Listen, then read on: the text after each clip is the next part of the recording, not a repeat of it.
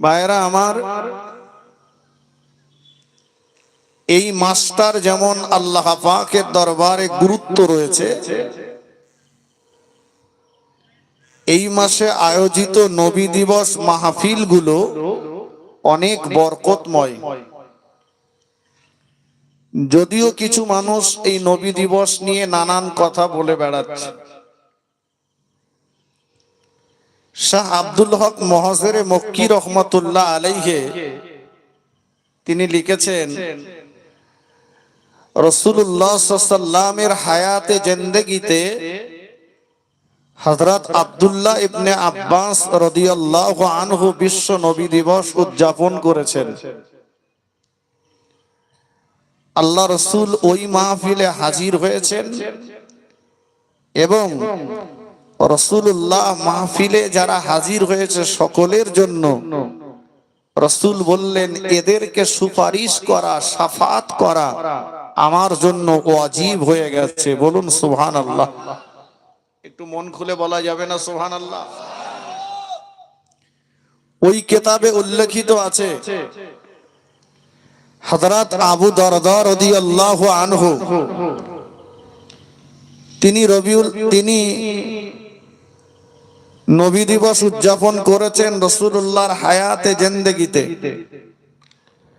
আল্লাহ রাসূল ওই মাহফিলে হাজির হয়েছেন, তাদের গুনাহ মাফের সুসংবাদ দিয়েছেন এবং বলেছেন, আজকে মাহফিলে যারা হাজির হয়েছে এদের জন্য আমার আল্লাহ আসমান থেকে রহমতের দরজা খুলে দিয়েছেন।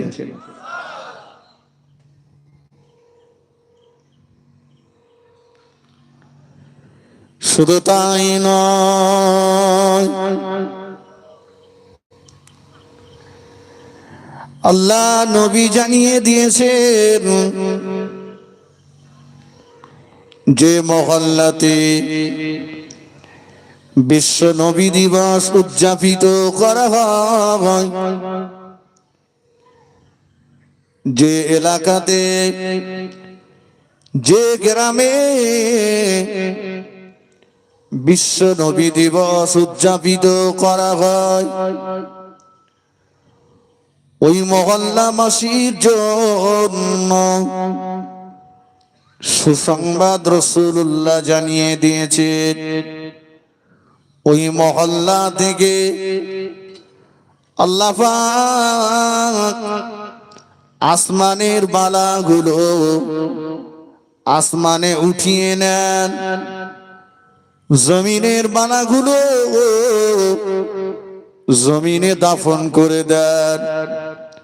ওই মহল্লাবাসীর জন্য আমার আল্লাহ পাক আসমান থেকে রিজিকের দরজা খুলে দেন।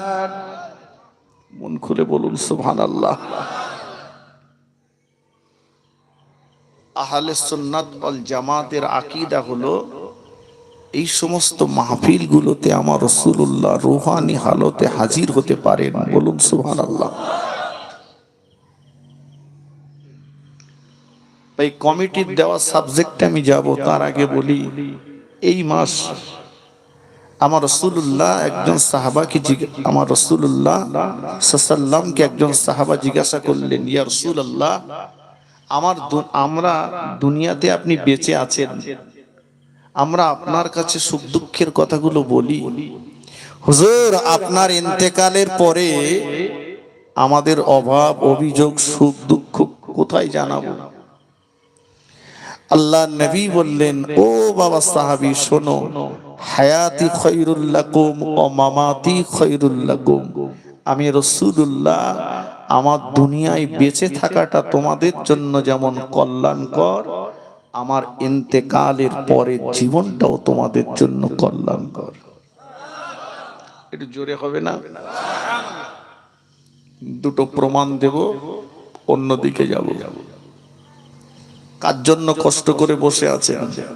আমার জন্য না, রাসূলের জন্য।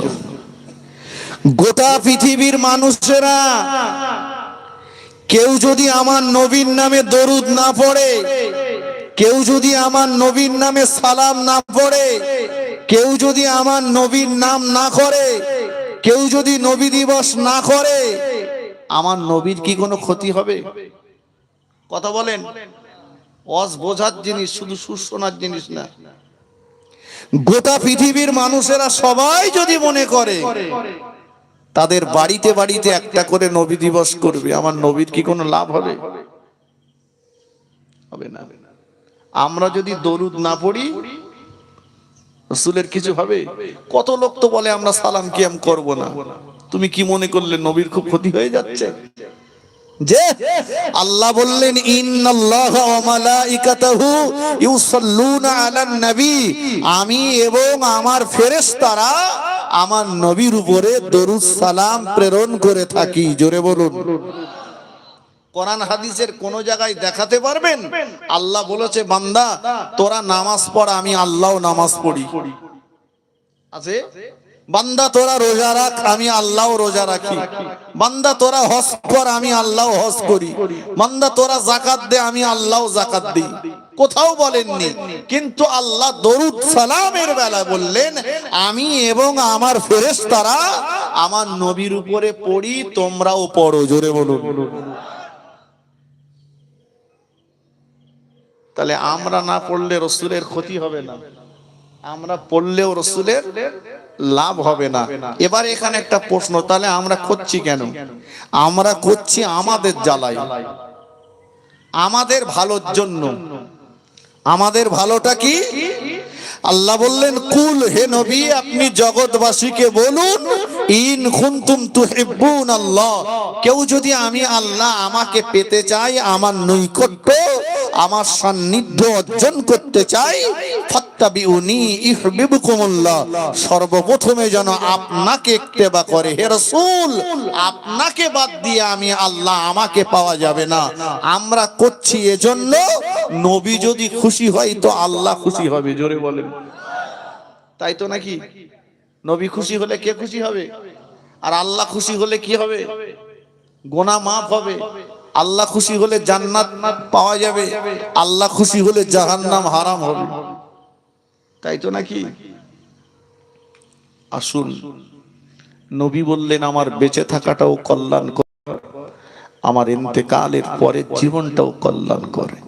একটা রাতের কিছুটা সময় এসেছেন নবীর জন্য, আর নবী আজ মদিনার রওজা পাকে শুয়ে আমাদের কথাই ভাবছেন। আল্লাহ রাসূল দিনে দাওয়াত দিতে ঘর থেকে বেরিয়ে গেলেন। অনেকটা সময় পার হয়ে গেল, রাসূলুল্লাহ ঘরে ফিরছেন না।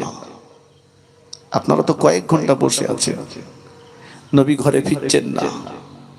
মা খাদিজাতুল কুবরা, মা ফাতেমাতুজ জাহরা রাদিয়াল্লাহু আনহা দুজনা ঘরে অপেক্ষা করছেন। ফাতেমা কিছুক্ষণ হয়ে গেছে দরজার কাছে যেয়ে দরজাটা খুলে বাইরের দিকে চেয়ে বলছে আম্মা এতটা সময় পেরিয়ে গেছে এখনো যে আব্বা বাড়ি আসছে না। আহা, আম্মা জান খাদিজাতুল কুবরা রাদিয়াল্লাহু তাআলা আনহা ফাতেমাকে সান্ত্বনা দিচ্ছেন, ও বেটি ফাতেমা, তোমার আব্বা জান দুনিয়ার পথ ভোলা মানুষগুলোকে পথ দেখাতে গিয়েছে। তোমার আব্বা জান জাহান্নামের রাস্তায় চলা মানুষগুলোকে আল্লাহ পাকের দয়ার জান্নাতের রাস্তা দেখাতে গিয়েছে। তোমার আব্বা জান এখনো কেন বাড়িতে ফিরছে না? আমিও তো বড় চিন্তা করছি। ফাতেমা শান্ত হও, বিচলিত হও না মা। বেশ কিছুটা সময় পার হয়ে গেল। বুবুজান ফাতেমাতুজ জাহরা রাদিয়াল্লাহু তাআলা আনহা আবার দরজার কাছে উঠে গেলেন। দরজাটা খুললে বাইরের দিকে চেয়ে বললেন, আম্মা জান এখনো যে আব্বা জানকে দেখতে পাচ্ছি না, মা খাদিজাতুল কুবরা বললেন, ও বেটি ফাতেমা, ধৈর্য ধরো মা, সবর করো মা, তোমার আব্বাজান নিশ্চয়ই ঘরেতে ফিরে আসবে। আবার বেশ কিছুটা সময় পেরিয়ে গেল। ফাতেমাতুজ জাহরা রাদিয়াল্লাহু তাআলা আনহা দরজার পাশে গেলেন। দরজাটা খুলে বাইরের দিকে চেয়ে বললেন, আম্মাজান, আমাদের বাড়ির দিকে কে যেন একজনা ব্যক্তি গুটি গুটি গুটি গুটি পায়ে আগিয়ে আসছে। লোকটাকে দেখে বড় দুর্বল মনে হচ্ছে। ওই মানুষটাকে দেখে বড় কমজোরি মনে হচ্ছে আম্মাজান, বড় জয়ীফ মনে হচ্ছে। শুধু তাই নয়, ও আমার আম্মাজান, আমাদের বাড়ির দিকে হেঁটে হেঁটে যিনি আগিয়ে আসছে, আমি ফাতেমা জীবনেও কোনোদিন এমন চেহারার মানুষ চোখে দেখিনি। মা খাদিজাতুল কুবরা বলেন, ফাতেমা, কেমন মানুষ আগিয়ে আসছে, যেমন চেহারার মানুষ ইতিপূর্বে তুমি কোনোদিন চোখে দেখোনি।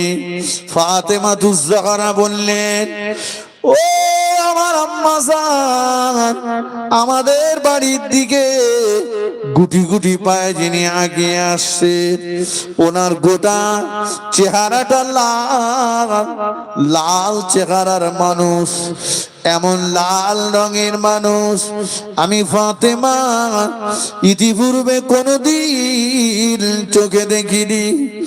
আমাদের আম্মাজান খাদিজাতুল কুবরা রাদিয়াল্লাহু তাআলা আনহা তড়িঘড়ি দরজার কাছে উঠে গেলেন। দরজাটা খুললেন। দরজাটা খুলে আমাদের আম্মাজান ডুগুরে কেঁদে ফেললেন। ও বেটি ফাতেমা, চিনতে পারলে না মা? ওই ব্যক্তিটাকে চিনতে পারলে না মা? না আম্মা জান, চিনতে পারলাম না। বেটি ফাতেমা, উনি অন্য কেউ নন, উনি হলেন তোমার আব্বা জান, দিন ও দুনিয়ার বাদশাহ হাবিবুল্লাহ জনাবে মুহাম্মদুর রাসূলুল্লাহ সাল্লাল্লাহু আলাইহি ওয়াসাল্লাম। ফাতেমাতুজ জাহরা বললেন, আম্মা জান, আমার আব্বা জানের নূরের বদনের দিকে তাকালে পূর্ণিমার চাঁদটাও যে হার মেনে যেত। অন্ধকার রাতে আমার আব্বা জান যখন ঘরে ঢুকতো, অন্ধকার ঘরটা আলোয় আলোকিত নূরানূর হয়ে যেত। ও আমার আম্মা জান, আমার আব্বা জানের চেহারাটা এমন লাল হয়ে গেল কেমন করে? আম্মা জান খাদিজাতুল কুবরা রাদিয়াল্লাহু তাআলা আনহা বললেন, বেটি ফাতেমা, তোমার আব্বা জান দিনের দাওয়াত দিতে গিয়েছিল। বেঈমানের দলেরা তোমার আব্বা জানকে এত মার মেরেছে, এত পাথর মেরেছে ফাতেমা, পাথরের আঘাতে আঘাতে আঘাতে আঘাতে তোমার আব্বা জানের নূরের বদনটা রক্তে লাল হয়ে গিয়েছে।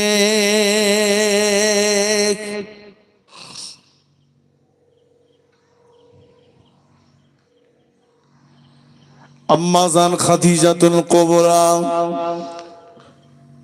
রাদিয়াল্লাহু তাআলা আনহা কিছু দূর আগিয়ে গেলেন। আমার নবীকে ধরাধরি করে বাড়িতে নিয়ে আসলেন। আম্মা জান শাড়ির আঁচলটা দিয়ে দয়ার নবীর গায়ের খুন মোবারক গুলো মুছে মুছে মুছে মুছে মুছে মুছে দিচ্ছেন। আম্মা জানের লক্ষ্য পড়ে গেল দয়ার নবী নূরের বদনে পাথরের টুকরা ঢুকে আছে। আম্মা জান আঙুল দিয়ে টেনে টেনে টেনে টেনে টেনে টেনে পাথরের টুকরা বার করলেন। খুন মোবারক ফিনকি দিয়ে বার হয়ে আম্মা জানের মুখে লেগে গেল।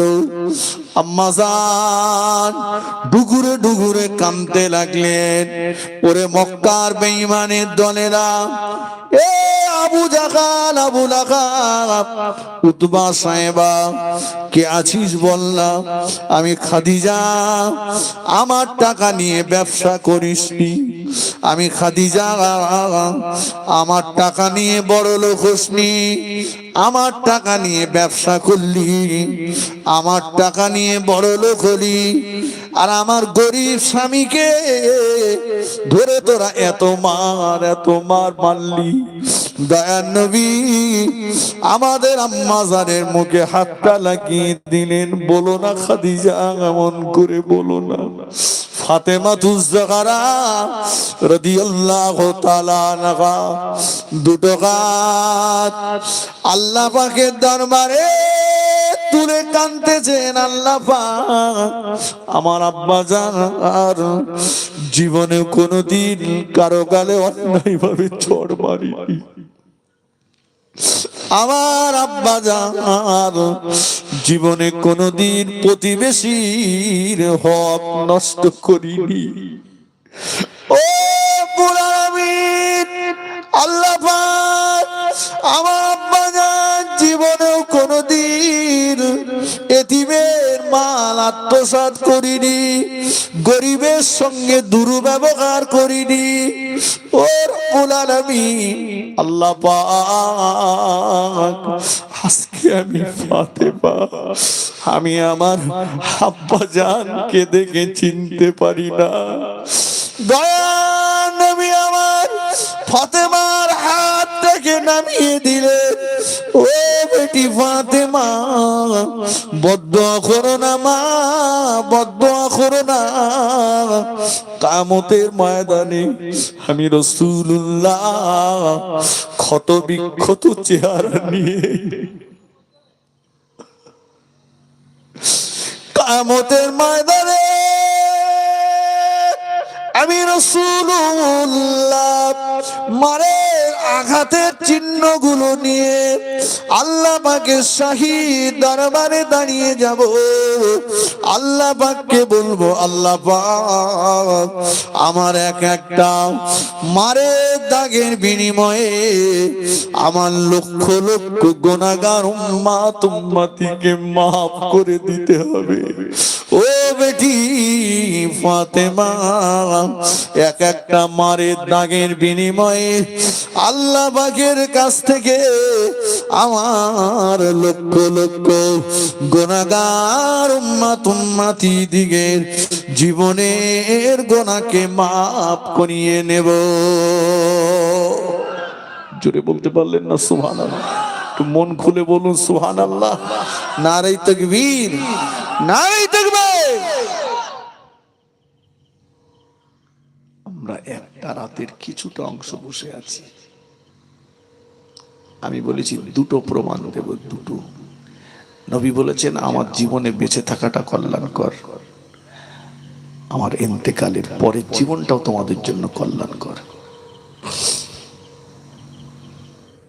আবু বকর সিদ্দিক রাদিয়াল্লাহু আনহু আমার রাসূলুল্লাহর কাছে এসে বলছেন, হুজুর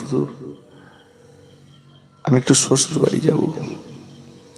আল্লাহ রাসূল বললেন, যাও আবু বকর, তবে দেরি করো না, শরীর আমার অসুস্থ। আমার নবীর অনুমতি নিয়ে গেছে। মুরব্বীদের অনুমতির দরকার আছে না নাই? কথা বলেন।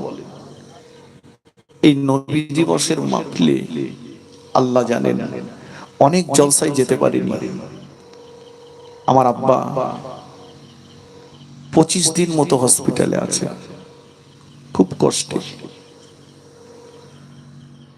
আব্বার কাছে শুনি আব্বা জলসায় যাব। আব্বা যখন শরীরটা খারাপ মনে করেন তখন বলে, আজকে আমার পাশ থেকে যেও না। আমি যাই না। আজকে তখন 7:30 বাজে, তখনও আব্বার পাশে। আমি বললাম, আব্বা একটা জলসা আছে, সেখানে আমি ছাড়া আর বাইরের কেউ নেই, আপনি যদি অনুমতি দেন আমি একটু যাব। আব্বা বলল, যাও। অনেক জলসা ছেড়ে দিয়েছি, অনেক ছেলেরা আছে মা বাপের সঙ্গে আলাপ নাই, কথা ঠিক কিনা বলে? হে ছেলেরা, শুনে রাখো, আমাদের দেশে এক সময় দুর্ভিক্ষ ছিল, খাওয়ার কষ্ট ছিল।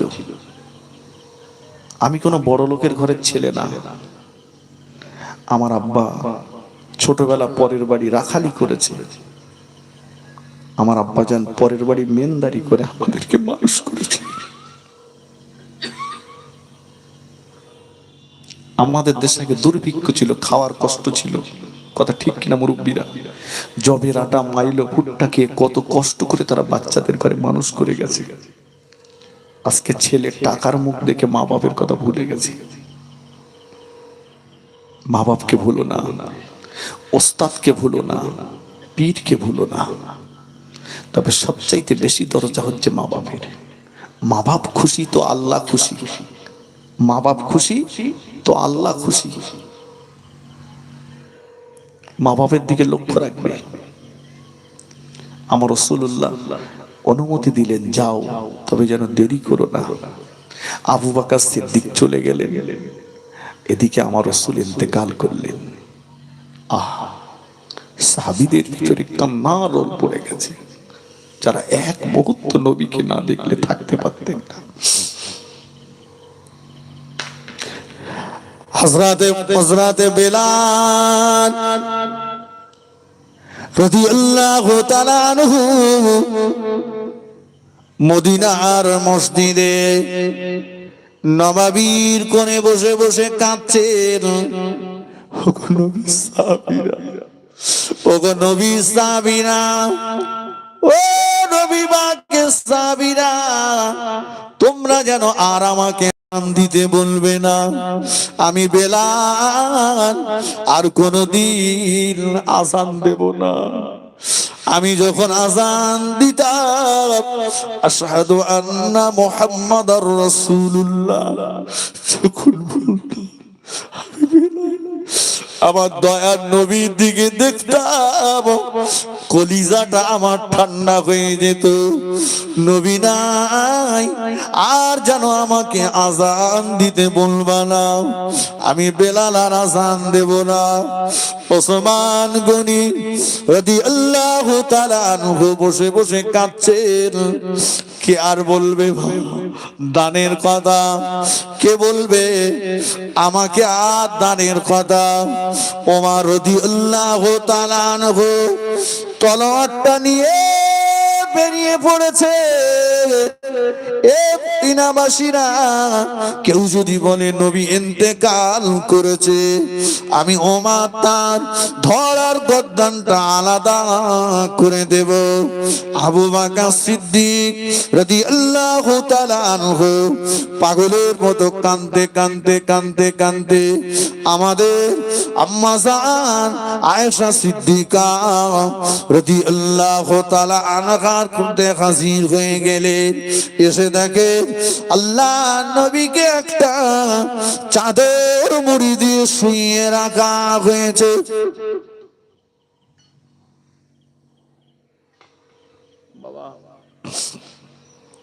যে যত বড়ই অর্থশালী হই না কেন,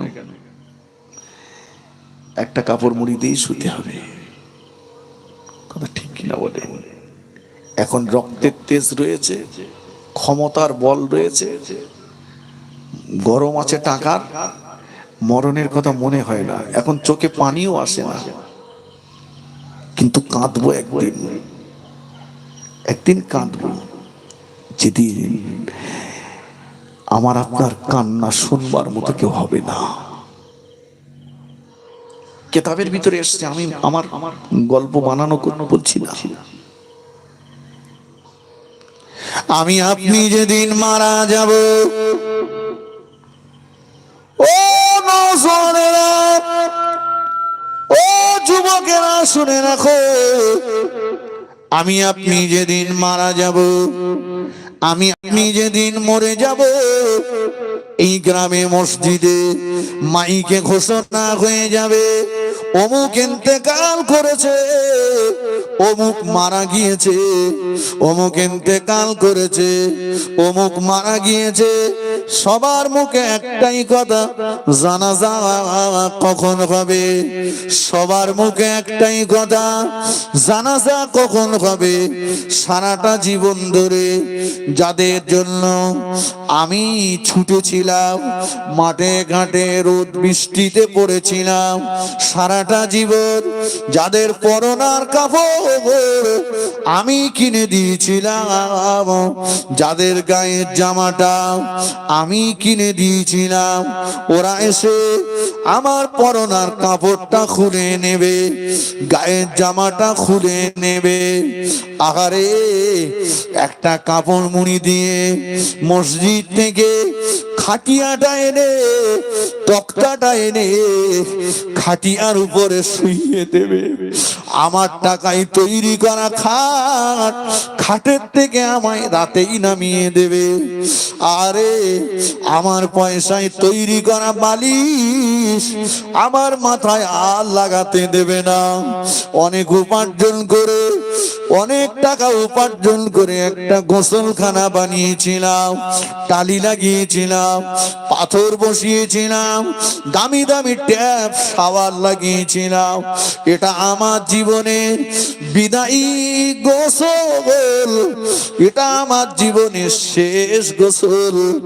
আর কোনোদিন গোসল করব না, আর কোনোদিন ওদের বলবো না তোদের গোসলখানায় একটু গোসল করতে যাব, আর কোনোদিন ওদের ট্যাপে হাত দেব না, আর কোনোদিন ওদের শাওয়ারে গোসল করব না। কিন্তু না না, আমার আপনার জীবনের বিদায়ী গোসল, আখিরি গোসলটা ওই গোসলখানায় ওরা নিয়ে যাবে না, ওই গোসলখানাতে আমাকে আপনাকে ঢুকতে দেবে না।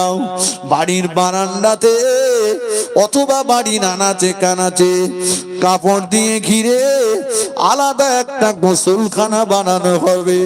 ওই গোসলখানার ভিতরে নিয়ে মুর্দাকে যখন গোসল দেওয়া হবে, আমাকে আপনাকে যখন গোসল দেওয়া হবে, ওই সময় আমি আপনি কাঁদতে থাকবো, ওই সময় মুর্দা কাঁদতে থাকবে।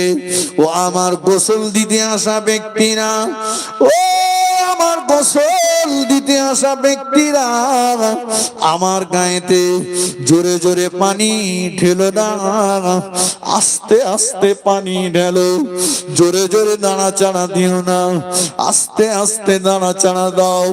জোরে জোরে মর্দন করো না, আস্তে আস্তে মর্দন করো। এই মুহূর্তে আমার উপর দিয়ে একটা তুফান বয়ে গিয়েছে। ও আমার গোসল দিতে আসা ব্যক্তিরা, আমার গায়েতে জোরে জোরে পানি ঢেলো না, একটু আস্তে আস্তে পানি ঢেলো। তোমরা আমায় জোরে জোরে নাড়াচাড়া দিও না।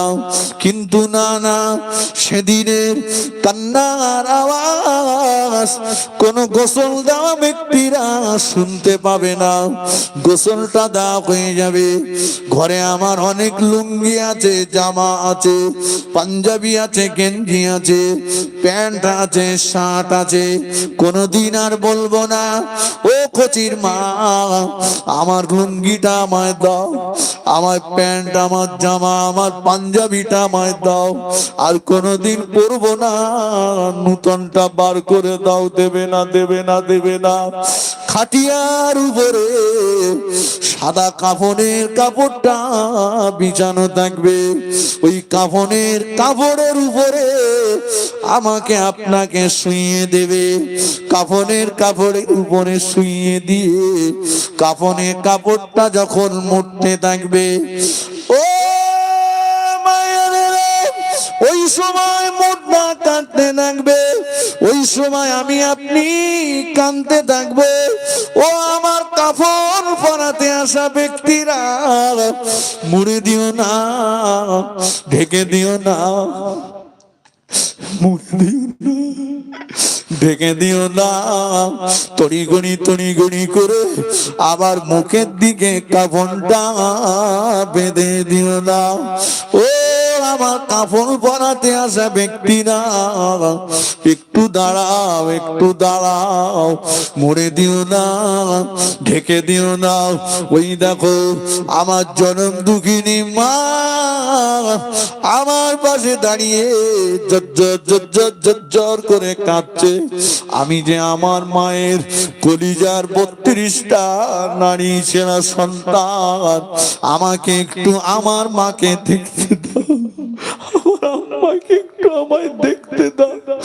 ও আমার কাফন পরাতে আসা ব্যক্তিরা, মরে দিও না, ঢেকে দিও না, মরে দিও না, ঢেকে দিও না। ওই দেখো আমার ছেলে বুড়োগুলো আমার পাশে দাঁড়িয়ে আমার ছেলে মেয়ে কেমন করে আমাকে ডাকছে, আব্বু আব্বু আব্বু আম্মু আম্মু।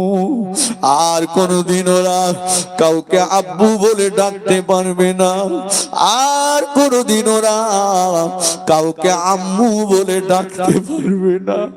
একটু দাঁড়াও, একটু দাঁড়াও, মরে দিও না, ঢেকে দিও না। ও আমার কাফন পরাতে আসা ব্যক্তিরা, একটু দাঁড়াও। আমার নাতি পোতা গুলো আমার পাশে দাঁড়িয়ে কেমন করে আমাকে ডাকছে, দাদু ভাই, দাদু ভাই, দাদু ভাই। ও আমাদের নানু ভাই, নানু ভাই, নানু ভাই। আমি যে ওদের দাদু, আমি যে ওদের নানু, চলে যাচ্ছি ওদের থেকে। তোমরা একটু দাঁড়াও, তড়িঘড়ি আমার মুখটা মরে দিও না। কিন্তু না, সেদিনের কান্নার আওয়াজ কাফন পরাতে আসা ব্যক্তিরা শুনতে পাবে না। ওরা কাফন পরিয়ে দিয়ে পায়ের দিকে একটা বাঁদর, মাঝখানে একটা বাঁদর, মাথার দিকে একটা বাঁধন দিয়ে খাটিয়া করে জানাজা সম্পন্ন করে ওই কবরস্থানে রেখে আসবে। আর কেউ কোনোদিন কবর খুঁড়ে দেখতে যাবে না কেমন আছি।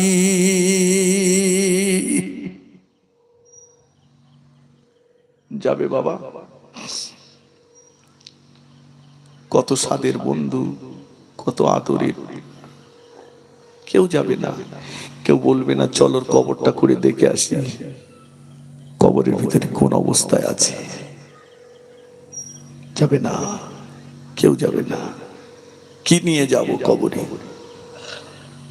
কবরের পাথেও কি সঞ্চয় করেছি? ও আমি একা কেন ঘরে যাব, নবীর কলেমা হবে মোর সঙ্গের সাথী, নামাজ হবে মোর গোরের বাতি, রোজা হবে মোর মাথার সাথী। ও আমি তাদের সাথে রব,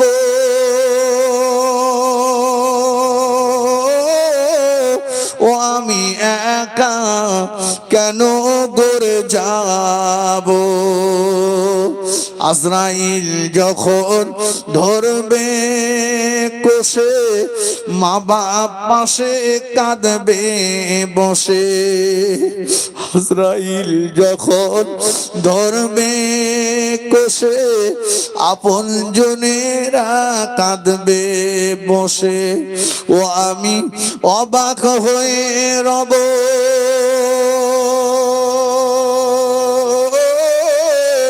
ও আমি একা কেন ঘরে যাব, নবীর কলেমা হবে মোর সঙ্গের সাথী, নামাজ হবে মোর গোরের বাতি, রোজা হবে মোর মাথার সাথী। আমি তাদের সাথে রব,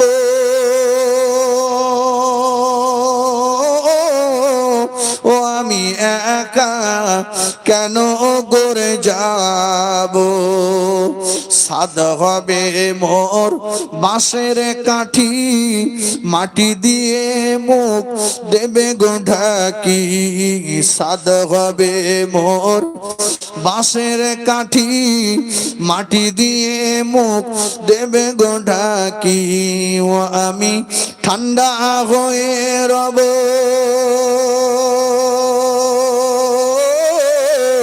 ও আমি একা কেন করে যাব, দরুদ আল্লাহুম্মা।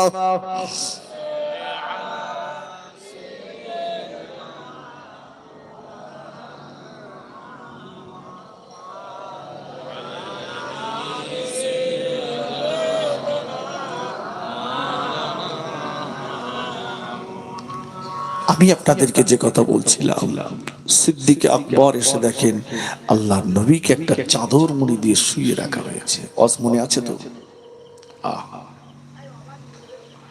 আবু বকর সিদ্দিক রাদিয়াল্লাহু তাআলা আনহু আল্লাহ নবীর মুখের দিকে মোবারক চাদরটা আলগা করলেন।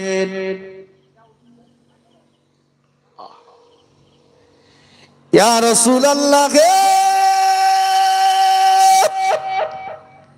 ইয়া হাবিবাল্লাহ, হুজুর আমি আবু বকর, আমি হলাম আপনার হিজরতের সঙ্গী, আমি হলাম আপনার বাল্যকালের সঙ্গী, হুজুর আমি আবু বকর আপনার কাছ থেকে অনুমতি নিয়ে তবেই তো শ্বশুর বাড়ি গিয়েছিলাম। হুজুর আপনি, আমি আবু বকর, আমাকে রেখে বিদায় নিলেন, চলে গেলেন। আমি আবু বকর মনের কথাগুলো আর কার সঙ্গে বলবো? সিদ্দিক আকবর আল্লাহ নবীর পেশানি মোবারকে একটা চুম্বন লাগিয়ে দিলেন। আবু বকর সিদ্দিক চিন্তা করলেন, মদিনার মসজিদে নববী শরীফে আল্লাহ নবী সাহাবীদের ভিতরে যেন কিয়ামত শুরু হয়ে গিয়েছে। আমি বড়, আমি যদি ভেঙে পড়ি ওদের সান্ত্বনা দেবে কে? বাড়ির বড় যে হয়, বিপদে মুসিবতে তাকে একটু শক্ত হতে হয়, ঠিক কিনা বলেন? ছোটদের সব সান্ত্বনা। আবু বকর সিদ্দিক হুজুর চোখের পানিটা মুছে ফেললেন, মসজিদে নববীতে ঢুকলেন। এই ওমর, পাগলামি করো না, ও নবীর সাহাবীরা পাগলামি করো না। তোমরা কি আমার নবীর পাক জবানে আল্লাহ পাকের পাক কালাম কোরআন শরীফের ওই আয়াত কি তোমরা তেলাওয়াত করতে শুনোনি? ওমা মুহাম্মাদুর ইল্লা রাসূল কদ খালাত মিন ক্বাবলিহির রাসূল, মুহাম্মদ সাল্লাল্লাহু রাসূল ব্যতীত অন্য কিছুই নয়। বিগত দিনে যত নবী রাসূল এসেছে সবাইকে ইন্তেকাল করতে হয়েছে, অতএব আমাদের নবীকে ইন্তেকাল করতে হবে। আবু বকর সিদ্দিক সান্ত্বনা দিচ্ছেন। ফারুক আযম বলে, আমরা যেন মনে করছি এই মুহূর্তে আসমান থেকে কোরআন শরীফ নাজিল হচ্ছে।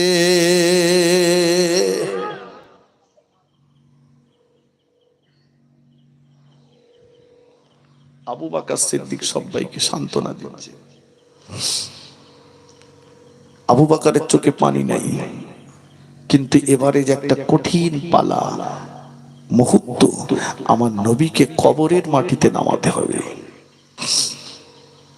কবর বড় কঠিন জায়গা, কঠিন। নবীকে কবরের মাটিতে নামাতে হবে।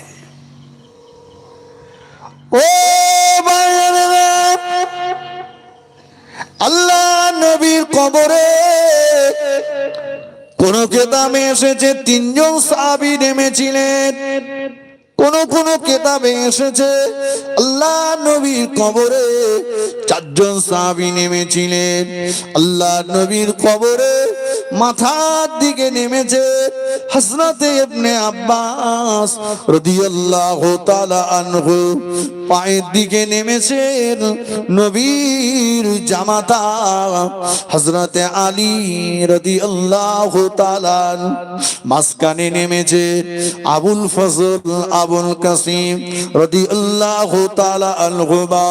উপরে আল্লাহ নবী সাহাবীরা নবীর কবর ঘিরে দাঁড়িয়ে আছে। আবু বকর সিদ্দিক উপরে মাথার দিকে দাঁড়িয়ে গিয়েছে। ও ভাইরা, হযরত ইবনে আব্বাস রাদিয়াল্লাহু তাআলা আনহু আল্লাহ নবীর কবরে মাথার দিকে নেমে দুটো হাত বাড়িয়ে দিলেন, দুটো হাত বাড়িয়ে দিলেন, দুটো হাত বাড়িয়ে দিয়ে আল্লাহ নবী মোবারক মাথাটা বুকের সঙ্গে জড়িয়ে ধরেছেন। হযরত আলী নবীর জামাতা কবরে নেমে দুটো হাত বাড়িয়ে দিয়ে আল্লাহ নবীর কদম মোবারক দুটো বুকের সঙ্গে জড়িয়ে ধরেছে। সাহাবীদের ভিতরে কান্নার রোল পড়ে গেল যে আবু বকর এতক্ষণ সবাইকে বোঝাচ্ছিলে, যে আবু বকরের চোখে এতক্ষণ পানি ছিল না, ওই আবু বকরের চোখ দিয়ে top top top top top top করে পানি গড়িয়ে যাচ্ছে। ও ভাই ইবনে আব্বাস, ও ভাই আব্দুল্লাহ ইবনে আব্বাস, খুলে দাও, খুলে দাও, খুলে দাও।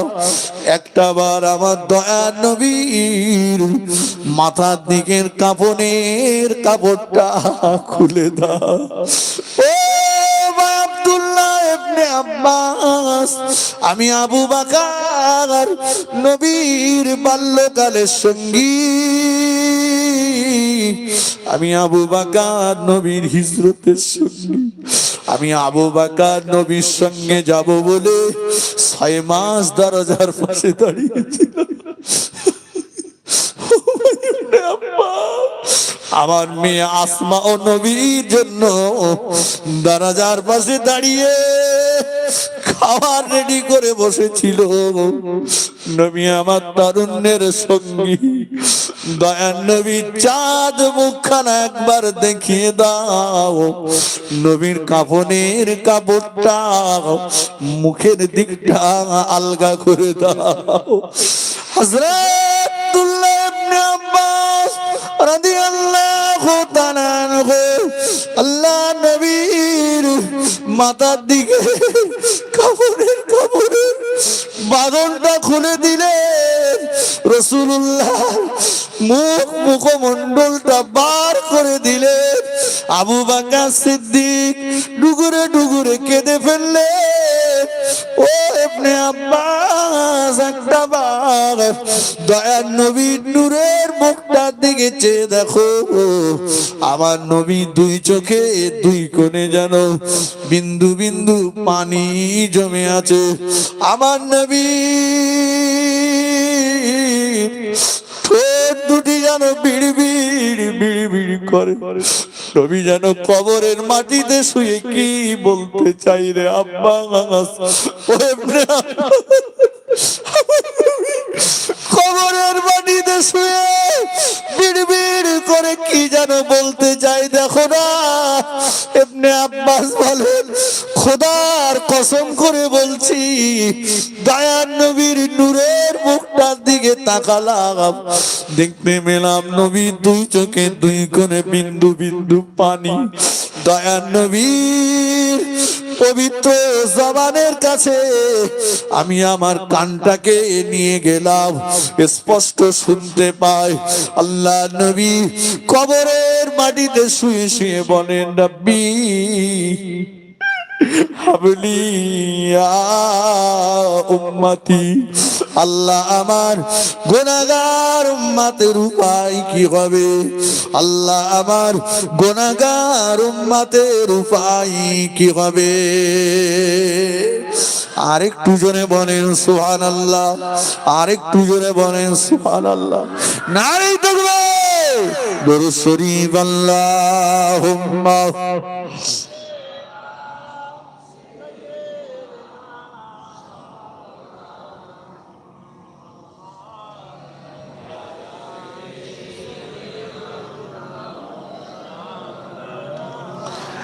আল্লাহুম্মা সাল্লি আলা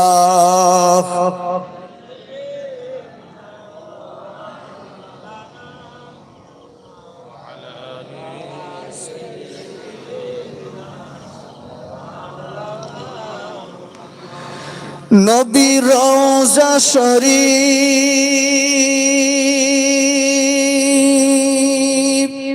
দেখে মন ভরে না, দিদার দাও গো শাহে মদিনা। নবী রওজা শরীফ দেখে মন ভরে না, দিদার দাও গো শাহে মদিনা। আল্লাহুম্মা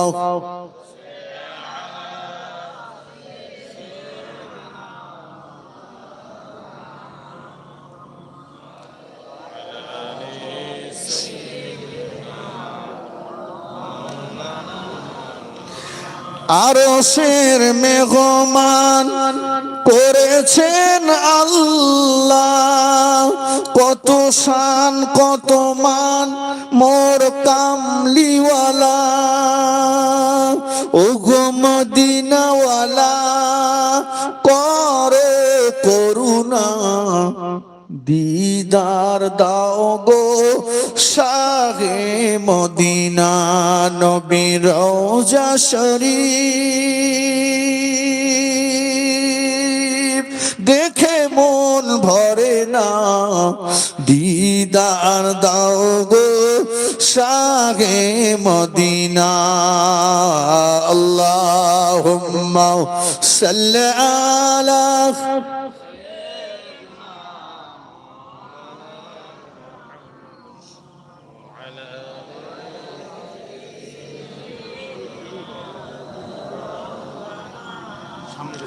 বাবা।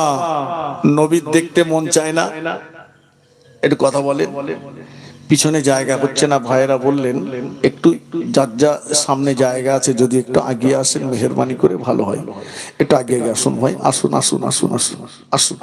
তোর শরীফ আল্লাহুম্মা সাল্লি আলা, তড়িঘড়ি তড়িঘড়ি তাড়াতাড়ি, বেশিক্ষণ হবে না।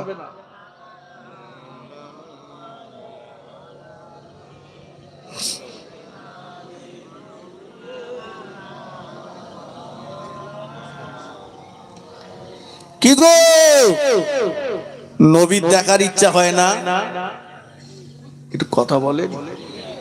আমার দয়ার নবীকে একবার যে মানুষটা ইমানদার হালতে দেখলো, 7টা জাহান্নাম তার জন্য হারাম হয়ে যায়। জোরে বলুন।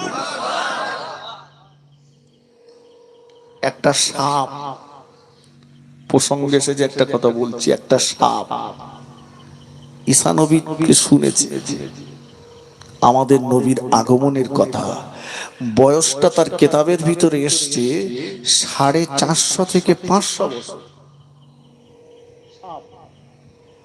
ও আল্লাহকে বলছে, আল্লাহ আখিরি জামানার নবীকে না দেখে আমি মরতে চাই না।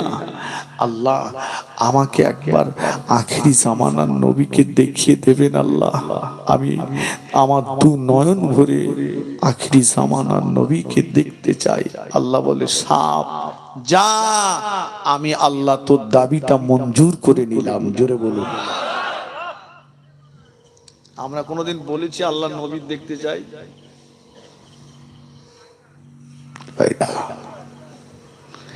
আল্লাহ পাক বললেন, চলে যা, বয়স তোর বেশি হয়ে গেছে। অনেক বেশি হয়ে গেছে। এখন মরুভূমি ময়দানে এই পাহাড়ে কোথাও যদি তুই থাকিস, মানুষ দেখতে পেলে মেরে দেবে। চলে যা সেই গাড়ে সুরে যে আত্মগোপন কর, গাড়ে সুরের গুহায় যে আত্মগোপন কর।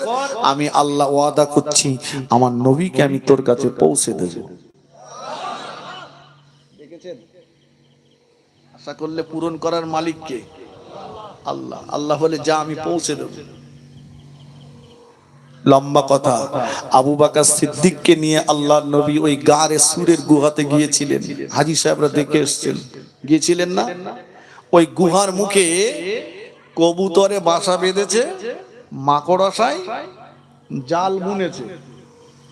পৃথিবীতে সবচাইতে দুর্বল ঘর হচ্ছে মাকড়সার ঘর, তাই না ভাই? হাত দিলে ছিঁড়ে যাবে। পৃথিবীর সবচাইতে দুর্বল ঘর দিয়ে আল্লাহ আমার নবীকে হেফাজত করলেন, বলুন সুবহানাল্লাহ।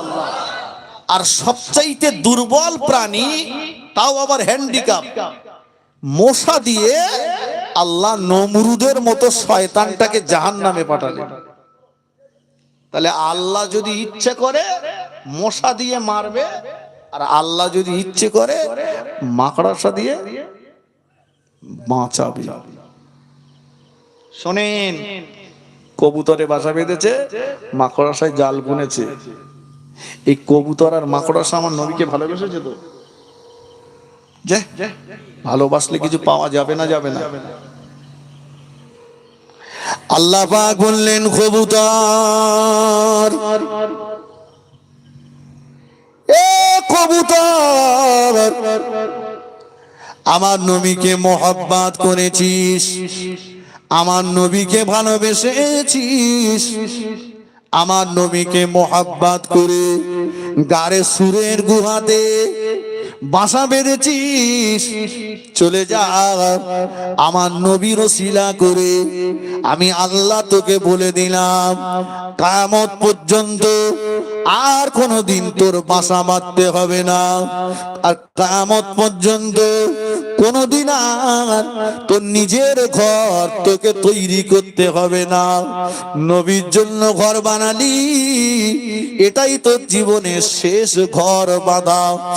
আজ থেকে কিয়ামত পর্যন্ত আমার নবীর উম্মতেরা তোর ঘর বানিয়ে দেবে। জোরে বলেন। কবুতরের ঘর কারা বানায়? আল্লাহ বললেন, যা, তোর জীবনে আর ঘর বাঁধতে হবে না, তোর ঘর বাঁধার স্বাদ মিটিয়ে দিলাম। মাকড়সা বলে, আল্লাহ কবুতর তো পেলো, আমি পাবো না কিছু? আল্লাহ বলে, তুই আমার নবীকে ভালোবেসেছিস, তোকে তো বাদ দেব না। ওরে মাকড়সা, এ মাকড়সা, তুই আমার নবীকে মোহাব্বত করেছিস, তুই আমার নবীকে ভালোবেসেছিস, গুহার মুখে জাল বুনেছিস। যা, আজ থেকে আমি আল্লাহ নবীর ওসিলায় তোর খাওয়ার টেনশন মাথার থেকে দূর করে দিলাম। খাওয়ার জন্য কোন জায়গায় তোকে ছুটোছুটি করতে হবে না, তুই শুধু জাল বেঁধে বসে থাক। আমি আল্লাহ তোর রুজি, তোর খাওয়ার গুলো তোর জালেই পৌঁছে দেব। তুই বসে বসে জালে বাঁধবে আর খাবি, তোর আর জীবনে খাওয়ার টেনশন নেই। আমরা তো পারি না। অস কোথায় রেখেছে আমার মনে আছে, আবু বকর সিদ্দিক নবীকে নিয়ে গুহায় ঢুকে সব গর্ত বন্ধ করেছে, একটা গোড়ালি দিয়ে বসে আছে। সাপ বলে, বয়স আমার 450 থেকে 500। নবী এসেছে, আল্লাহ গারে সুরায় পাঠিয়ে দিয়েছে নবীকে, আর আবু বকর পা দিয়ে আটকে দিয়েছে। আবু বকরের কদমে 3 বার দংশন করলেন। একবার দংশন করেছেন, আবু বকর পা নাড়াইনি, আবার দংশন করেছেন, নাড়াইনি, আবার দংশন করেছেন। সিদ্দিক আকবরের টক টক করে 2 ফোঁটা চানি আমার রাসূলুল্লাহর চেহারা মোবারকে পড়ে গেল। আমার নবীর ঘুম ভেঙে গেছে। আবু বকর বিবি বাচ্চার জন্য কাঁদছো। ইয়া রাসূলুল্লাহ, 6 মাস দাঁড়িয়েছিলাম আপনার সঙ্গে যাব বলে, শুধু আমি একা না, আমার মেয়ে আসমা খাবার রেডি করে আমার পাশে ইন্তজার করছে। নবী আসবে, আমার আব্বা আর রাসূল যাবেন, আর আমি খাবারটা সঙ্গে দিয়ে দেব। জোরে বলুন হুজুর। এই জন্য কাঁদি না, মনে হয় আমার পায়ে বিষধর সাপ দংশন করেছে। আবু বকর কদমটা নাড়িয়ে নাও, সিদ্দিকে আকবর নাড়িয়ে নিলেন। সাপটা ওই গর্তের থেকে বাইরে বেরিয়ে আল্লাহর হুকুমে তার জবান খুলে গেল। হুজুর বেয়াদবি মাফ করুন, আজ এতটা বছর ধরে ইন্তজার করছি আপনার দেখার জন্য, আল্লাহ তার ওয়াদা পূরণ করে আমার কাছে আপনাকে পৌঁছে দিয়েছেন, কিন্তু আপনার আবু বকর রাস্তা বন্ধ করেছে, শুধু আপনাকে দেখার জন্য আবু বকরের পায়ে দংশন করেছি। হুজুর বেয়াদবি ক্ষমা করেন। জোরে বলেন। আমার রাসূল লালা মোবারকটা লাগিয়ে দিলেন, সঙ্গে সঙ্গে জ্বালা যন্ত্রণা নিবারণ হয়ে গেল। জোরে বলবেন। লালা লাগালি জ্বালা যন্ত্রণা বন্ধ হয়ে যাবে? কথা বুঝিনি। কিছু মাথা মোটার দল এরা বলছে নবী আমাদের মতো, নবী বড় ভাইয়ের মতো। নাউজুবিল্লাহ। গায়ের গন্ধে পাশে যাওয়া যায় না, নাম ডেকেছে আতরাদি। বুঝলি আছে না? নাই। চোখি মোটে দেখতে পায় না, কিন্তু নাম নজরাদি। আমাদের মতো বেয়াদব। আমরা নবীকে ভালোবাসি, তাই বলে নবীকে আল্লাহর আসনে বসাবো না। কথা ঠিক কিনা বলেন? আবার কেউ যদি নবীকে বড় ভাইয়ের সঙ্গে তুলনা করে, তাকেও আমরা ছেড়ে দেব না। নবীর পেশাব খেয়েছেন উম্মে আয়মান, রাসূল বলেছেন মরণের আগ পর্যন্ত কোনোদিন তোমার পেটের রোগ হবে না।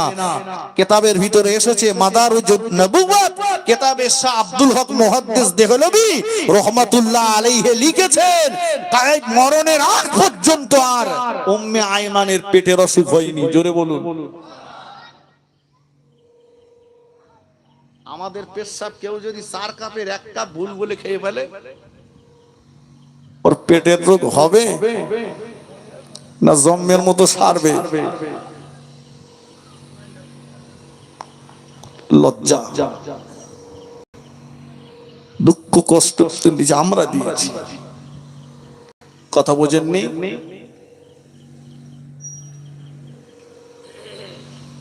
ভাবতে বড় অবাক লাগে জানেন ভাইরা আমার, মরতে সকলকেই হবে, মরণের হাত থেকে আমরা কেউ নাজাত বা মুক্তি পাবো না। ঠিক কিনা বলেন? সবার মরণ হবে। কেউ কেউ মাথা সোজা করে রেখেছে, মরবো না, আগে আর পরে। আল্লাহ রাসূল বলেছেন আন্নাউমু আখুন মাউত, ঘুম হলো মরণের ভাই। কোন মানুষ যখন ঘুমিয়ে যায়, তার ভিতর থেকে রূহটা বেরিয়ে যায়। ওই রূহটা আসমান আর জমিনের মাঝখানে ঘুরতে থাকে, ঘুরে ঘুরে এসে যখন মানব দেহের ভিতরে প্রবেশ করে, তখনই তার ঘুম ভাঙে। এজন্য বলেছেন ঘুম ভাঙার পরে দোয়া যদি পড়তে অন্তত এতটুকুই বলো, আলহামদুলিল্লাহ, রূহ ফিরে এসেছে, আলহামদুলিল্লাহ। আচ্ছা ভাই, বাড়ি যে ঘুমিয়ে যাব রূহ ফিরে আসবে, গ্যারান্টি আছে? একটু হ্যাঁ না বলেন। কিছু কিছু লোকের গ্যারান্টি আছে, কিছু কিছু লোকের গ্যারান্টি আছে। নেই? যারা বালিশের তলায় বিড়ির বান্ডেল নিয়ে শুয়েছে, এরা নিয়ত করে শুনেছে ঘুম ভাঙবে, উঠবো, দুটো মাল খাবো, ফের শোবো। এরা যদি মনে করতো যে না রূহ বেরিয়ে যাবে আর নাও আসতে পারে, তাহলে এরা মাল দূরে রেখে শুতো। কারণ ওই অবস্থায় যদি মরণ হয়ে যায়, তাহলে বিড়ির বান্ডেল বালিশের তলায় নিয়ে তারপর মরবো না। আমি আপনাকে ছোট করার জন্য বলছি না, নবীর দিদার হবে না, নবীর জিয়ারত হবে না, নবীর দিদার হবে না। কবর বড় কঠিন জায়গা। দুনিয়ায় এক মুহূর্ত কারেন্ট চলে গেলে আমরা থাকতে পারি না। চতুর্দিকে মাটি, উপরে বাঁশের আতালি দেওয়া। নবীর সঙ্গে বেয়াদবি করো না। আল্লাহ নবী সাহাবা বললেন, ইয়া রাসূলুল্লাহ হে, ইয়া হাবিবাল্লাহ, হুজুর আপনি বললেন ইন্তেকালের পরের জীবনটাও আমাদের জন্য কল্যাণকর। মনে আছে বাবা ওয়াস? আল্লাহ নবী বলেছিলেন, ও সাহাবী শুনে রাখো, প্রতি সোমবার এবং শুক্রবার, প্রতি সোমবার এবং শুক্রবার আমি রাসূলুল্লাহ আমার আপনারে, আমার দাবিতে, আমার আপনারে, আমার দাবিতে আল্লাহ পাক ফেরেশতা দিয়ে আমার উম্মতের আমলনামাটা আমি রাসূলুল্লাহ আমার মাজার মুকাদ্দাসে পৌঁছে দেবেন। ও বাবা সাহাবী, আমি নবী যদি দেখতে পাই আমার কোন উম্মতের গুনার দিকটা বেশি হয়ে গিয়েছে, গুনার দিকটা বেশি হয়ে গিয়েছে, নেকির দিকটা কম হয়ে গিয়েছে, আমি রাসূলুল্লাহ রওজা পাক থেকে আল্লাহ পাকের দরবারে আমার উম্মতের গুনার জন্য মাগফিরাত কামনা করব। আমার উম্মতের গুনাহ আল্লাহ পাকের কাছ থেকে ক্ষমা করিয়ে নিয়ে আমার উম্মতের আমলনামা থেকে গুনাহগুলো ঝরিয়ে দেব। আর একটু জোরে বলেন সুবহানাল্লাহ।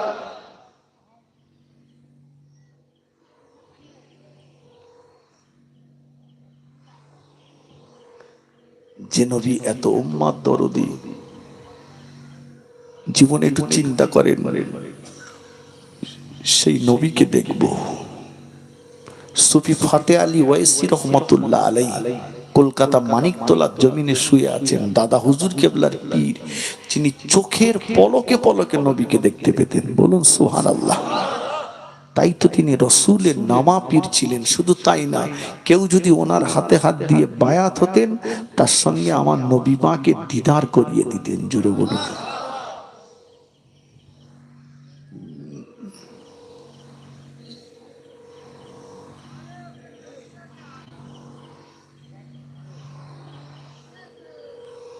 আমি আপনাদের হাতে নয় পায়ে ধরে বলে যাব, হাতে নয় দুটো পায়ে ধরে বলে যাব, নবীর সুন্নাতের পায়রবি করুন। পৃথিবীর কোন নেতা সুপারিশ কবরে চলবে না, হাসরে নাসরে সিরাতে মিজানে পুলসিরাতে চলবে না। চলবে না।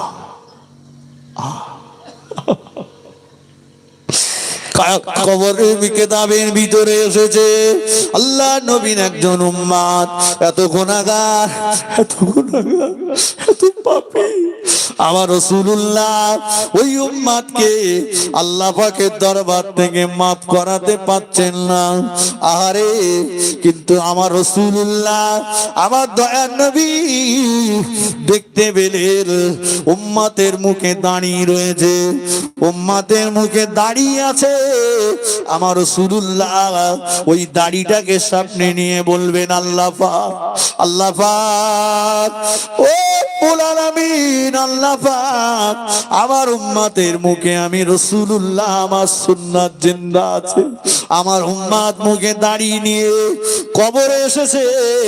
আল্লাহ পাক মুখে আমার সুন্নাতকে নিয়ে আমি জাহান্নামে যেতে দেব না, দেব না, দেব না, দেব না। আল্লাহ, আল্লাহ পাক বলবে, আমার হাবিব আপনি যাতে খুশি, আমি আল্লাহ তাতে খুশি। নবী গো, আপনার সুন্নাতকে জিন্দা করার জন্য, মুখে দাঁড়িয়ে রাখবার জন্য আমি আল্লাহ পাক আপনার ইজ্জত সম্মানের খাতিরে আপনার উম্মতের জীবনের গুনাহগুলো ক্ষমা করে দিলাম। আর একটু জোরে বলুন সুবহানাল্লাহ।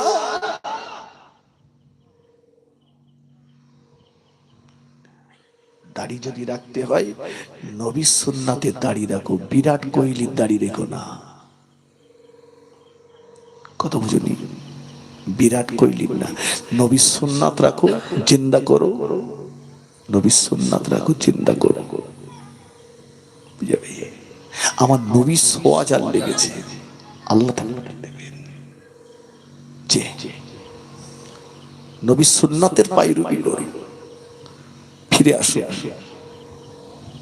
শেষ কথা বলে যায় ভাইরা আমার, তাহলে মরণ আমাদের হবে, মরণের হাত থেকে কেউ নাজাত বা মুক্তি পাবো না।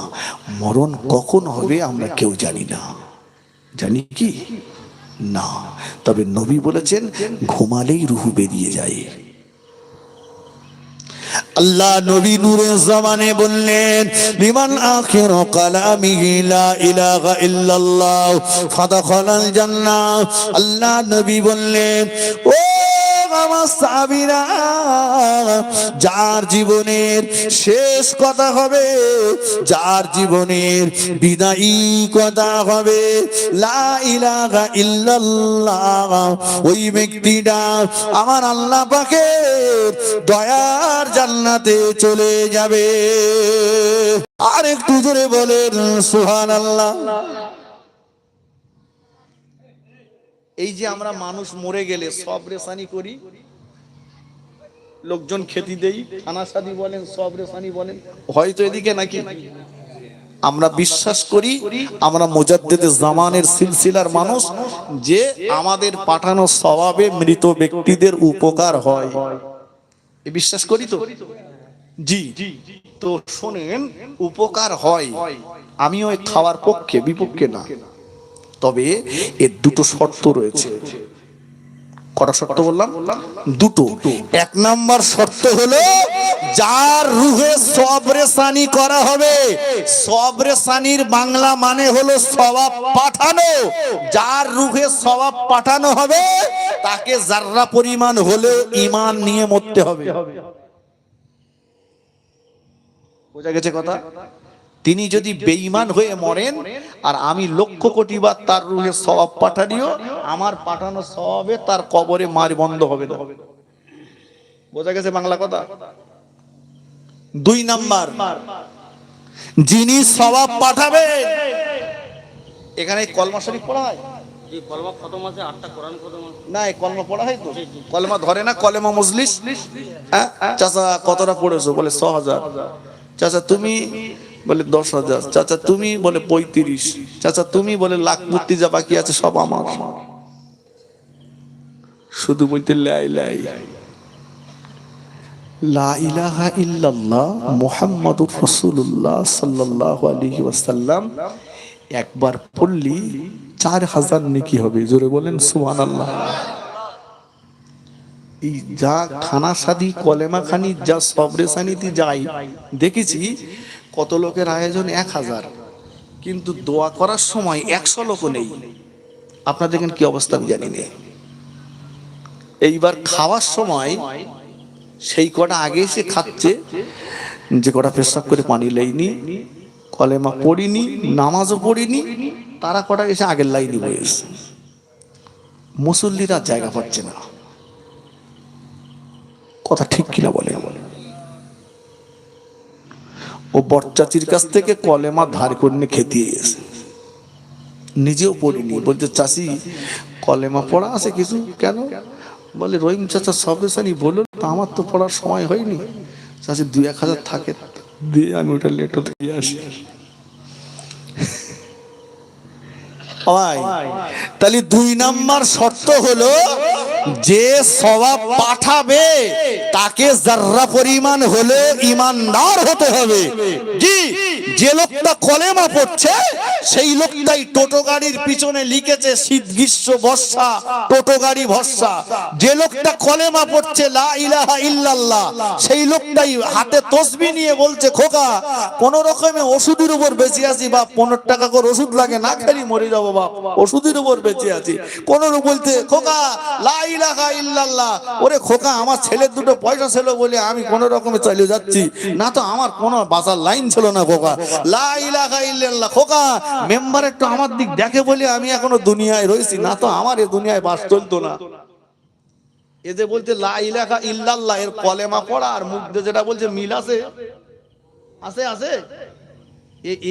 এর কলেমা ওই মাইয়েতের রুহে যদি সবরেসানি করে পাঠানো হয়, রুহকে থাকবে না, উঠে পালাবে।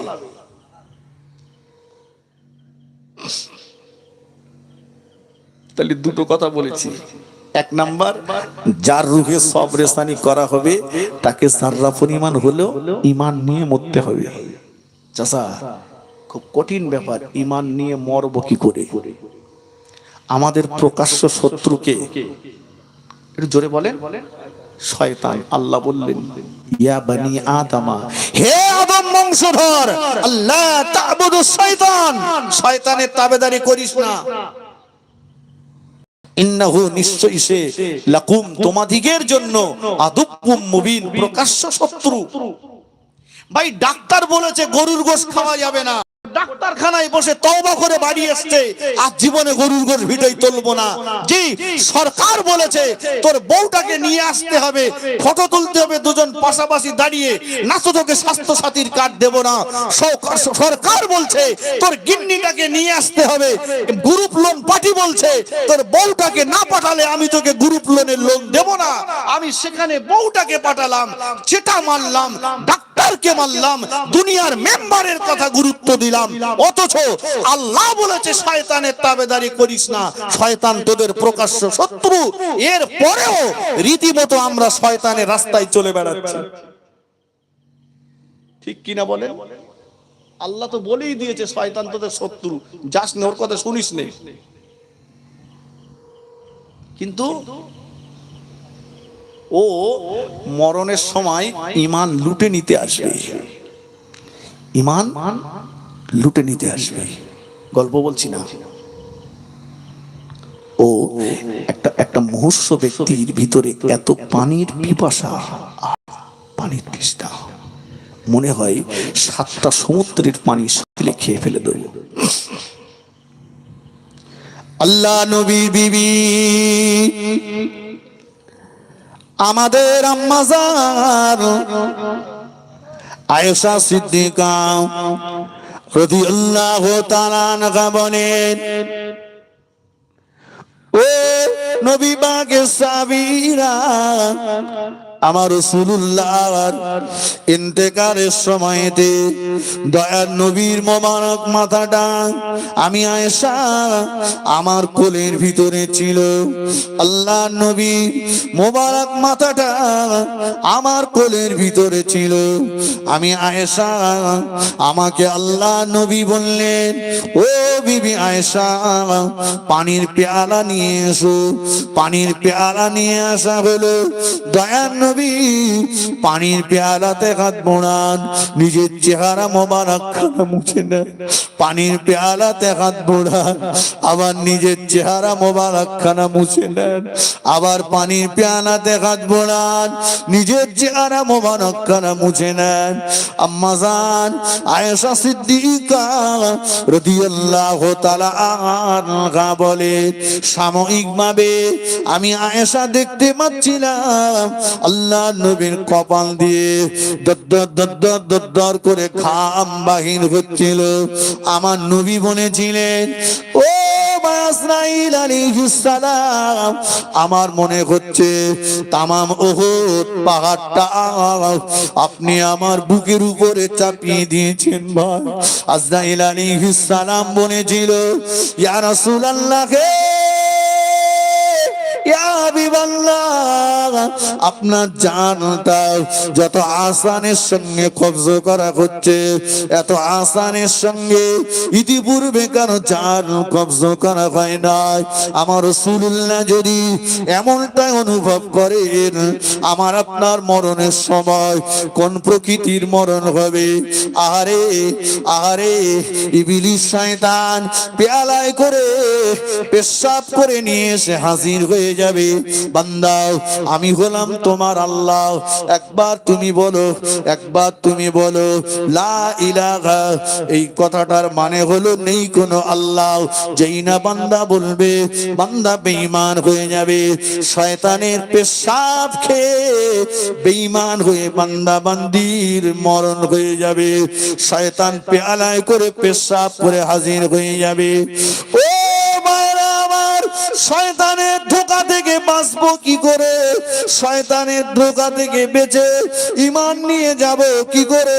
আল্লাহ নবী বললেন, ও আমার সাহাবীরা, দুনিয়ার কোন মানুষের যখন মরণের জাকান্দারি শুরু হয়ে যায়, ওই জায়গাটায় যে তোমরা দুনিয়ার কোন গল্প করো না, ওই জায়গাটায় যে তোমরা জোরে জোরে কান্নাকাটি করো না, ওই জায়গাটায় যে তোমরা দুনিয়ার কোন কথা বলো না, ওই জায়গাটায় যে তোমরা আল্লাহ পাকের নিয়ামতে উসমা কালাম কোরআন শরীফ তেলাওয়াত করো, কোরআন পাকের সূরা ইয়াসিন শরীফটা তেলাওয়াত করো।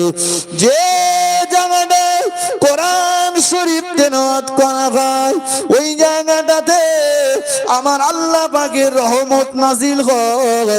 কোরআন শরীফ তেলাওয়াত করবার বাবার কাছে ওই বান্দা বান্দিটার মরণের জাকান্দারিটা কম হয়ে যায়। কোরআন শরীফ তেলাওয়াত করবার বাবার কাছে ওই বান্দা বান্দিটাকে ঘিরে আল্লাহ পাকের রহমতের ফেরেশতারা দাঁড়িয়ে যায়। ওই বান্দা বান্দির পাশে আর ইবলিস শয়তান আসতে পারে না। একটু জোরে হবে না? কি পড়বে একটু কথা বলেন। কোরআন শরীফ কে পড়বে? কে পড়বে? ইমাম সাহেব? ছেলে মেয়েরা? ছেলে জানে কোরআন শরীফ? মেয়েটা শিখিয়েছিলাম বিয়ে আটকাবে তাই। কারণ ছেলের বাপগুলো যখন মেয়ে দেখতে আসে একেবারে হাজির রোমাল টোমাল কাঁধে করলে মনে হয় ফেরেশতা নাজিল হয়েছে। এসে বলছে, মা আমি কোরআন জানা মেয়ে খুঁজতেছি, তুমি জানো মা? মা বলে, জানি মানে 7-8 বার এপার তো পারে গেছি। বলে, আমি তো এইরকম মেয়ে খুঁজতেছি। আমার শুধু চিন্তা হয় মা ওই কথাটা বলে বলে কপাল ভালো, যদি পাল্টা জিজ্ঞাসা করে, বাবাজি হ্যাঁ আপনি যার জন্য আমার দেখতে এসেছেন, আপনার সেই সোনার ছেলে হীরের টুকরো, সে কি কোরআন শরীফ জানে? ছেলেটা কোরআন শরীফ জানে তো? সে তো কলকে কোম্পানির ম্যানেজার। তুমি কলকে কোম্পানির ম্যানেজারের জন্য কোরআন জানা মেয়ে খুঁজতে এসেছো? জানে না, শেখানো হয়নি কোরআন শরীফ, শেখানো হয়নি। ও যখন ঠ্যাং সোজা করে ফেলতে পারে না, তখনই ওকে দেওয়া হয়েছে, যা সেলাই কাজে চলে যা, পয়সা নিয়ে আয়, আমার হাতে পয়সা দে। সত্য না মিথ্যা? ও যে গুটখা, শান্তি অশান্তি, তেরেঙ্গা সরঙ্গা সব খেয়ে পয়মাল করে দিচ্ছে। কিছুদিন পরে মাল হাতে পেয়েছে, একটা ঠেলা কল কিনেছে। এখন ও তো লেখাপড়া জানে না, ঠেলতি ঠেলতি কার গইলির গরু কার গইলি তুলে দিয়েছে। রাত 12টার সময় পুলিশ এসে হাজির, এসে বলে সে মাল কই? বাপ বলে, খেরা কাকা কি হলো? বলে, ঠেলিছি বাপ। ওজা 1 বছরে আয় করেছে, ও জামিন দিতি তার 5 ডবল টাকা যাবে। খোঁজলে দেখেন। বলতে, হুজুর একটু ওয়াজ করেন দিন। কেন? বলছে, ছেলে মেয়ে ভাত দেয় না। দেবে কি করে? ছেলে তোমার মরার পর কবর জিয়ারত করবে কি করে? তুমি ছেলেকে তো তা বানাওনি, তুমি তো তৈরি করোনি। ছেলে এটা করছে একবার না 1000 বার বলবো অপরাধ। আমার ভাইয়েরা বলছিলেন, আমরা 7 ভাই, আমরা মিলে আব্বা মায়ের সব রেসানি করি। এটা যোগ্য বাপের যোগ্য বেটা। আমি বলে যাচ্ছি, আমি অধম গুনাহগার, আমি জোনায়েদ বলে যাচ্ছি, লক্ষ লক্ষ টাকা রেখে যেতে হবে না, লক্ষ লক্ষ টাকা সন্তানের পিছনে ব্যয় করুন, করে ওকে সম্পদ বানিয়ে যান, ওটাকে মানুষ তৈরি করে যান। টাকা কম থাক, ছেলে যদি মানুষ হয় সম্পদ বাড়বে, ঠিক কিনা? আর টাকা বেশি রেখে যাবেন, ছেলেটাকে অমানুষ তৈরি করে যাবেন, ও ঘর শুদ্ধ বিক্রি করে দেবে। ও নারকেল গাছের গোড়ায় এরকম করে হেলান দিয়ে বিড়ি খাচ্ছে। চাচা বলে, খোকা এই আব্দুর রহিম দোকান খুলবি না? বলছি, চাচা তোমার মাথা খারাপ কেন? বলছে, আজকে আমার সেই বসরুমি, বলছে আজকে তারিখে আমার বাপ মরে গেল, তাই এই বাড়ি খতম হচ্ছে। কি হচ্ছে? কি খতম হচ্ছে? কোরআন শরীফ খতম হচ্ছে। কারা করছে? হাফেজ সাহেব, মহাশয়, ইমাম সাহেব, ওরা কোরআন শরীফ খতম করছে ওর বাপের কবরে সওয়াব পাঠাবে বলে। আর ও কি আর পাঠাবে? ও নারকেল গাছের গোড়ায় হেলান দিয়ে বিড়ি খতম করতেছে, ওর বাপের কবরে পাঠাবে। হ্যাঁ, তুই পড়তে পারিস নে, ভালো কথা, আমি মেনে নিলাম তুই পড়তে পারিস নে, কিন্তু তোর তো উচিত ছিল সকাল সকাল বাজার ঘাটগুলো গিন্নির কাছে করে দিয়ে, যে গিন্নি তুমি রান্না করো, হাফেজ সাহেব আসবে, আজকে কোরআন শরীফ পড়বে, খাবে, আমার আব্বাস সবরেসানি হবে, আর আমি গোসল করে হাফেজ সাহেবের পাশে বসে যাব, হাফেজ সাহেব পড়বে, আমি শুনবো। আল্লাহ নিয়ামতে ওজমা কালাম, পড়লে সওয়াব, শুনলেও সওয়াব। জোরে বলুন। কিন্তু সেই কান্তজ্ঞানটা তো থাকার দরকার। কথা ঠিক কিনা বলেন না? এই হ্যাঁ কিনা বলেন? বলছে ভাত দেয় না, দেবে কি করে? রাসূলুল্লাহর আব্বা, রাসূলুল্লাহর আম্মা বিয়ে হলো, প্রথম বাসর রাত স্বামী স্ত্রী দুজন ওযু করলেন, বাসর ঘরে গেলেন, আল্লাহ সন্তান দিলেন, সন্তান হলো সমস্ত নবীদের বাদশা। জোরে বলুন। বড় পীর সাহেবের আব্বা, বড় পীর সাহেবের মা বিয়ে হলো, প্রথম বাসর রাত স্বামী স্ত্রী দুজন ওযু করলেন, বাসর ঘরে গেলেন, 2 রাকাত নামাজ পড়লেন, স্বামী স্ত্রী একত্রিত হলো, আল্লাহ সন্তান দিলেন, সন্তান হলো সমস্ত ওলিদের বাদশা। জোরে বলুন। আমাদের আব্দুল কাদেরের মা বাসর ঘরে গেছে 3 বান্ডেল বিড়িলে। ভুল বলেছি? গেজার খোলকেই দম মেরে চুল্লু আর মদের ঠেক থেকে উঠে এসে, তাস বিবি টেক্কা গোলাপ মেরে উঠে এসে, মোবাইলে হারাম প্রোগ্রাম, নেকেট ছবি আর ব্লু ফিল্ম দেখতে দেখতে কেউ যদি বিবির সঙ্গে সহবাস করে, ওই কোম্পানিতে ওলি হবে না, ওখানে বুনো ওল জন্ম নেবে, খেলি গাল চুলকবে। আরে বাচ্চা কাচ্চা ধারণ করার জন্য একটা পাত্রের দরকার আছে না নাই? এই কথা বলেন ভাই। আইসক্রিম যে ফ্রেমে দেবেন, ওই ফ্রেমের একদিকটা যদি ভেঙে তুবড়ে যায়, ও আইসক্রিম কি সোজা হবে? আইসক্রিমের দোষ না ফ্রেমের দোষ?